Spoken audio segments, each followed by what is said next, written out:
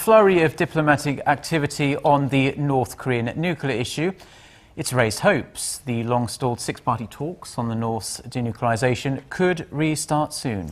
But the massive gap between the U.S. and North Korea on the pre-dialogue conditions means getting all the sides together could prove challenging. Our Han Da-eun reports. China's top nuclear envoy Woo Da-wei says he's confident the stalled multilateral dialogue on North Korea's nuclear issue will resume. Speaking after talks with his U.S. counterpart Glenn Davies in Washington, Woo said he's in the process of making a path to the reopening of the six-party talks.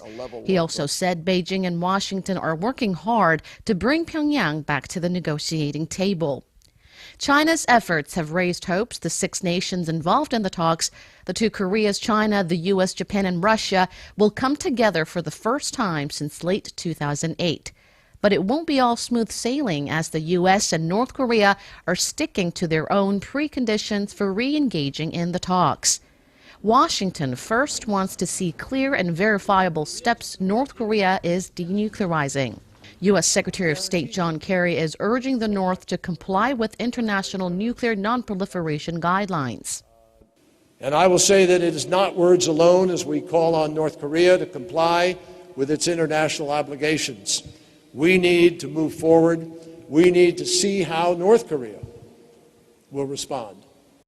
The U.S. also says dismantling the North's nuclear program should be the core agenda of the talks. Pyongyang is unwilling to make the first steps in denuclearizing before the talks resume, also demanding other political and economic issues be discussed.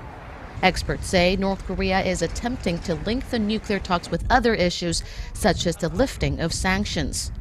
The outcome of the talks between Woo Da-wei and Glenn Davies will be unveiled soon. It remains to be seen if China can satisfy both the U.S. and North Korea as the single most important mediator between the two sides. Han Da-eun, Arirang News.